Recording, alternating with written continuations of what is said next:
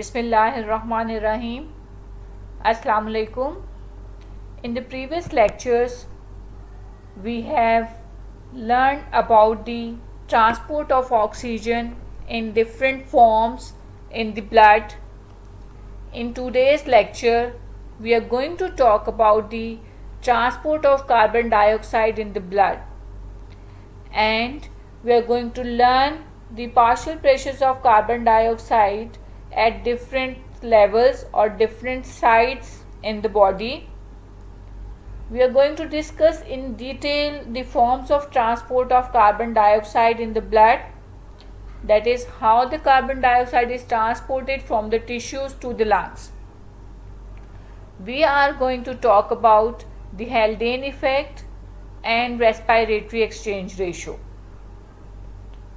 So first we are going to talk about the partial pressures of carbon dioxide at various sites in the body. We will begin with the intracellular partial pressure of carbon dioxide. Carbon dioxide is produced in the cells as a result of their metabolic activity.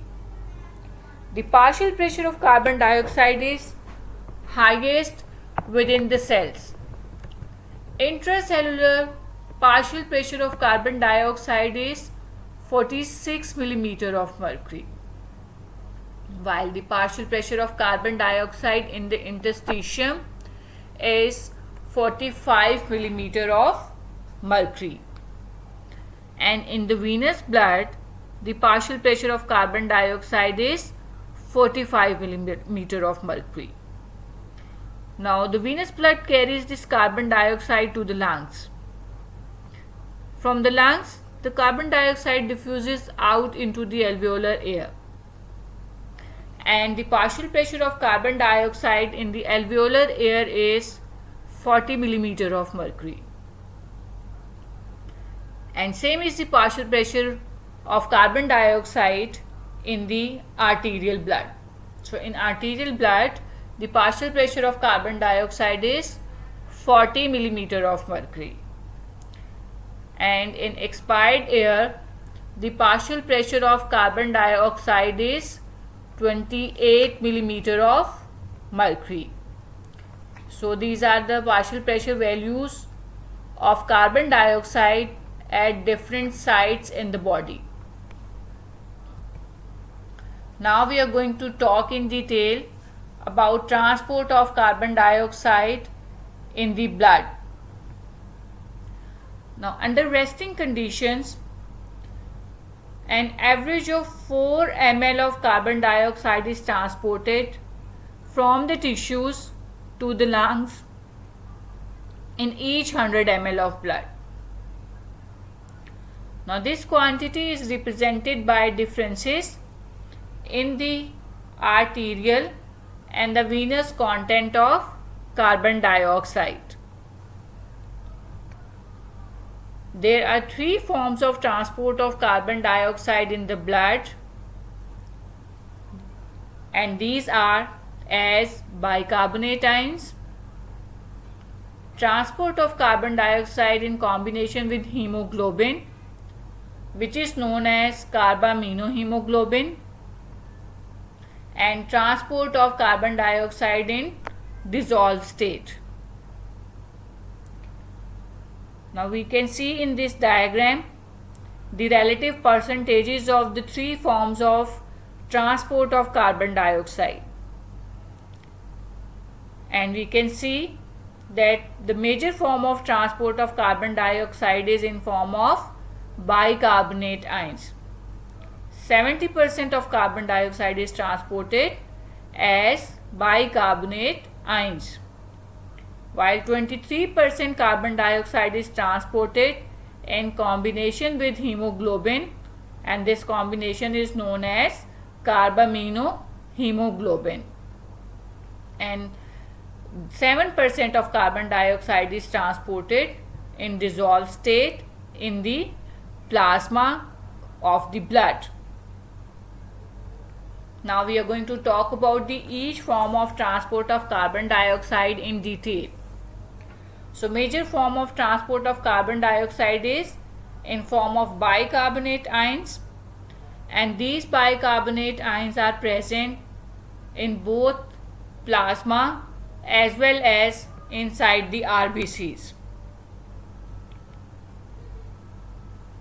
Now this diagram will help us to know how the bicarbonate ions are formed from the carbon dioxide. This is the carbon dioxide pickup at the tissue levels. This is the tissue cells, and this is the capillary endothelium.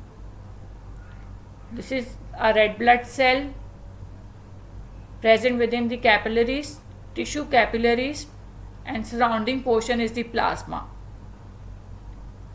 We all know that carbon dioxide is produced within the cells. Now carbon dioxide, it diffuses from the cells into the blood. Once it is transported into the blood, it diffuses inside the RBCs. So carbon dioxide from the tissues is transported within the RBCs by process of diffusion. Now inside the RBCs, this carbon dioxide reacts with water.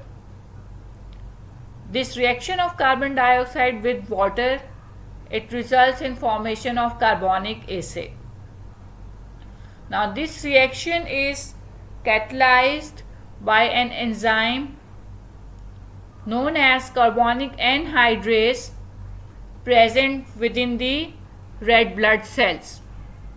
Again, I am repeating that the carbon dioxide within the red blood cells in the tissue capillaries reacts with water in the presence of carbonic anhydrase to form carbonic acid.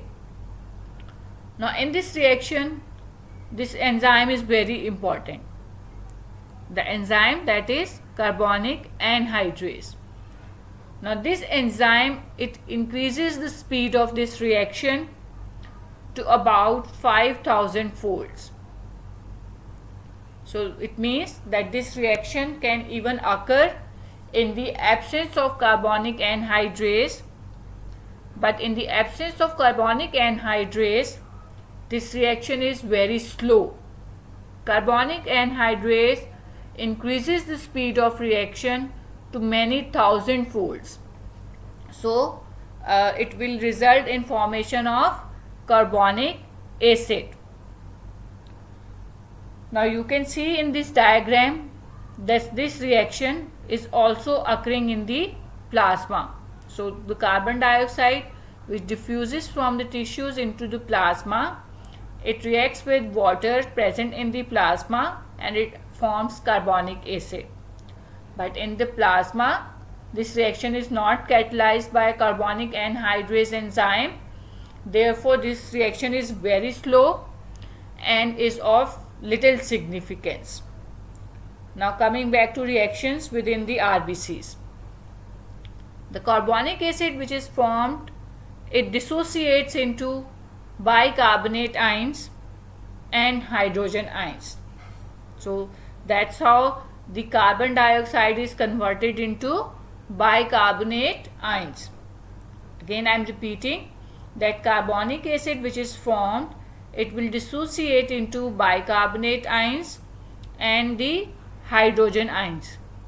The same is going to happen in the plasma, but the quantity of bicarbonate ions which are formed here in the plasma is very less because this reaction is very slow due to absence of carbonic anhydrase. While within the RBCs, this reaction is fast because of presence of carbonic anhydrase. Now the hydrogen ions which are formed as a result of this reaction, these hydrogen ions are buffered by the hemoglobin. Hemoglobin, a protein which is present inside the RBCs. So hydrogen ions are buffered by the hemoglobin, and in this way hemoglobin, it acts as an important acid-base buffer and helps in the regulation of acid-base balance. Now what happens to the bicarbonate ions which are produced? Now bicarbonate ions which are formed as a result of this reaction, they will diffuse out from the red blood cells into the plasma in exchange for chloride ion. Now this transport is mediated by a carrier protein present in the membranes of RBCs. Now look at this diagram. This shows us the carrier protein which mediates the transport of chloride ions and the bicarbonate ions. So this is a red blood cell. Its membrane has a protein, a carrier protein which is known as band 3. Now this band 3 protein shuttles the bicarbonate ions and the chloride ion. Bicarbonate ions which are produced within the RBCs, they are transported out into the plasma, and the chloride ions from the plasma, they are transported into the red blood cells. So this transport, this exchange of bicarbonate and chloride ions, this is known as chloride shift. So chloride shift is exchange of bicarbonate and chloride ions through a carrier proteins present in the membrane of red cells. Bicarbonate ions diffuse out from the red blood cells into the plasma, and chloride ions from the plasma move into the RBCs. This is known as chloride shift. The other name for the chloride shift is Hamburger's phenomena. I am repeating that the other name for chloride shift is Hamburger's phenomena. Now because of the chloride shift, the chloride content of venous red blood cells is higher as compared to the chloride content of RBCs in the arterial blood. Again I am repeating that since chloride ions move from the plasma into the red blood cells in exchange for bicarbonate ions through a transport which is known as chloride shift, so the chloride content of RBCs is increased in the venous blood. So venous RBCs have more chloride as compared to the arterial red blood cells. Now this is what is happening in the tissues. Now in these bicarbonate ions, they are transported in the plasma to the lungs. Now we are going to see what is going to happen when the blood will pass through the pulmonary capillaries. In the pulmonary capillaries, the reactions that have occurred at the tissues, they are going to reverse. Now when the blood passes through the pulmonary capillaries, what happens? Oxygen diffuses from the alveolar air into the blood. So this is an alveolus, as you can see it is written here. So the oxygen from the alveolar air, it diffuses into the blood, and in the blood it diffuses into the RBCs, and this oxygen binds with hemoglobin. We have learned in the previous lectures that most of the oxygen is transported in combination with hemoglobin, known as oxyhemoglobin. So oxyhemoglobin is formed. Now due to combination or due to binding of oxygen with the hemoglobin is going to release the hydrogen ions. The hydrogen ions which were buffered by the hemoglobin in the tissues, now these hydrogen ions are going to be released. Once these hydrogen ions are released from the hemoglobin, these hydrogen ions are going to react with bicarbonate ions present in the RBCs. Now this will result in formation of carbonic acid. So now the reaction is catalyzed in the opposite direction. Reactions are occurring in the opposite direction. Now when bicarbonate reacts with hydrogen ions to form the carbonic acid, what will happen? The bicarbonate content or the concentration is going to decrease. So now the bicarbonate from the plasma is going to diffuse back into the RBCs, and chloride from the RBCs is going to diffuse out into the plasma through the same carrier protein, that is band 3 protein.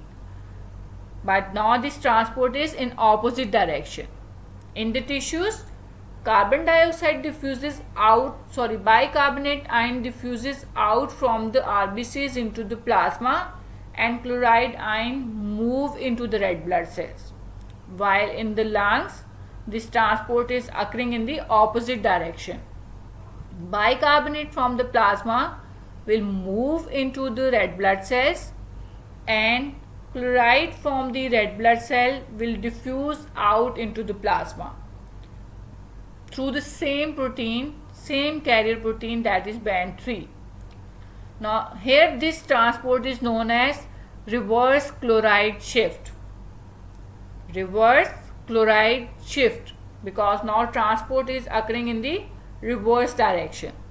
So due to reverse chloride shift, bicarbonate ions will diffuse into the RBCs, more will be available, they will react with hydrogen to form carbonic acid. Now this carbonic acid will dissociate into water and carbon dioxide.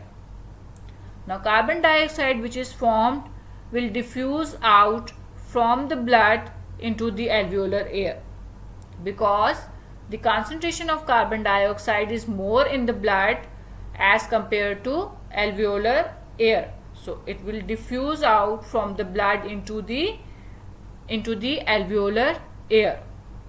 So that's how the carbon dioxide is transported in form of bicarbonate ions. This is the major and the most important form of transport of carbon dioxide. If a person is given an inhibitor of carbonic anhydrase enzyme, this causes the inhibition of this reaction. So it will result in decreased formation of bicarbonate ions and decreased transport of carbon dioxide from the tissues into the lungs, and this can result in an increase in partial pressure of carbon dioxide in the blood.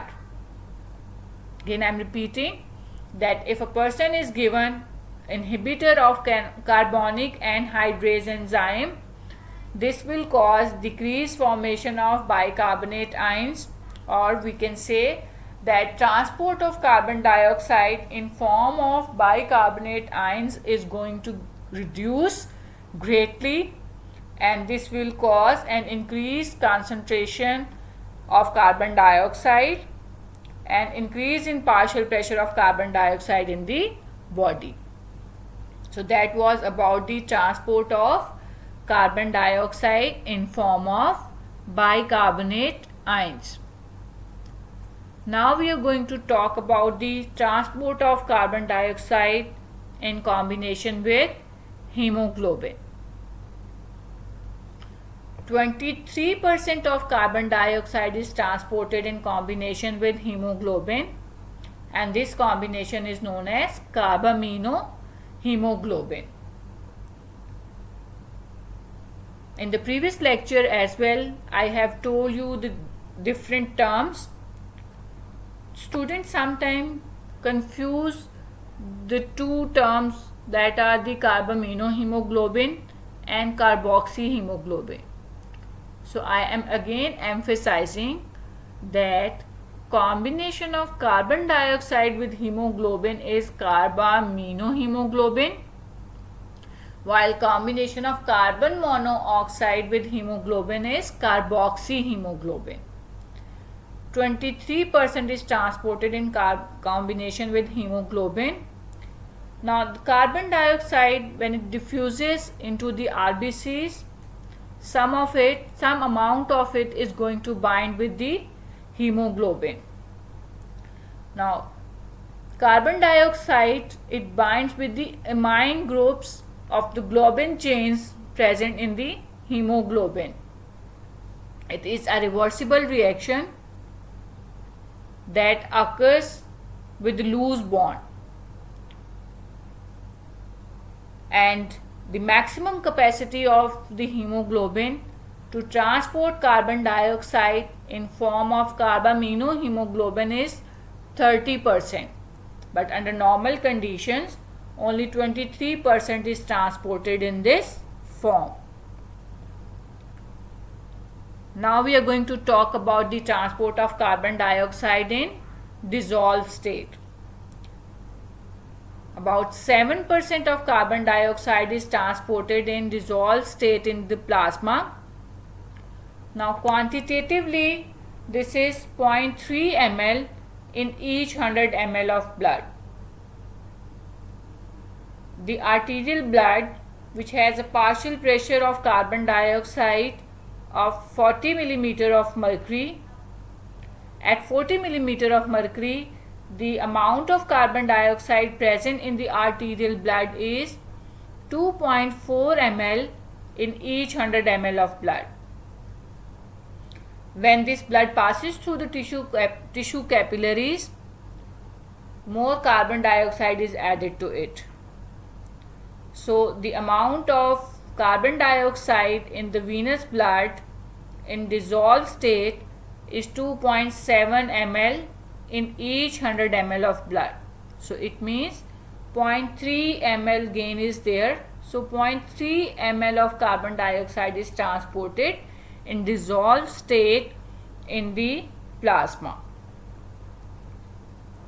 Now we are going to look at this diagram to see the transport of carbon dioxide in combination with hemoglobin and in dissolved state.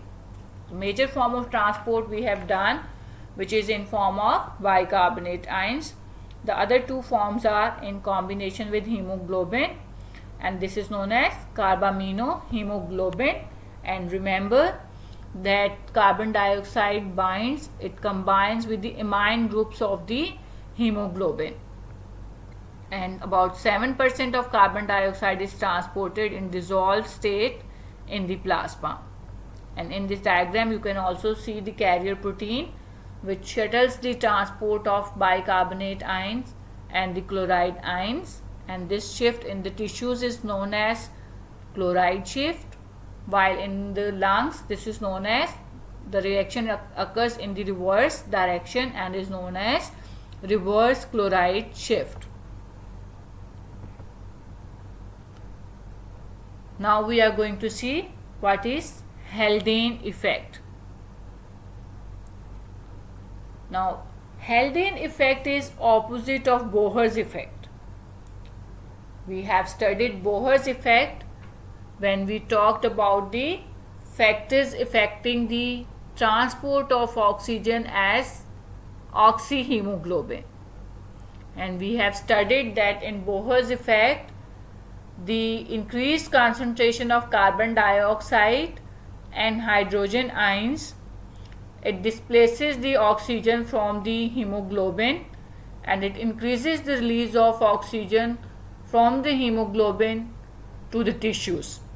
Now Haldane effect is opposite to it, and it is seen in the pulmonary capillaries in the lungs,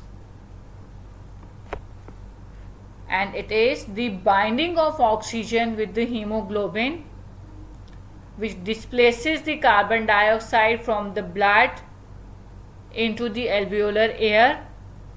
Now this effect of binding of oxygen to cause displacement of carbon dioxide from the blood into alveolar air is known as Haldane effect.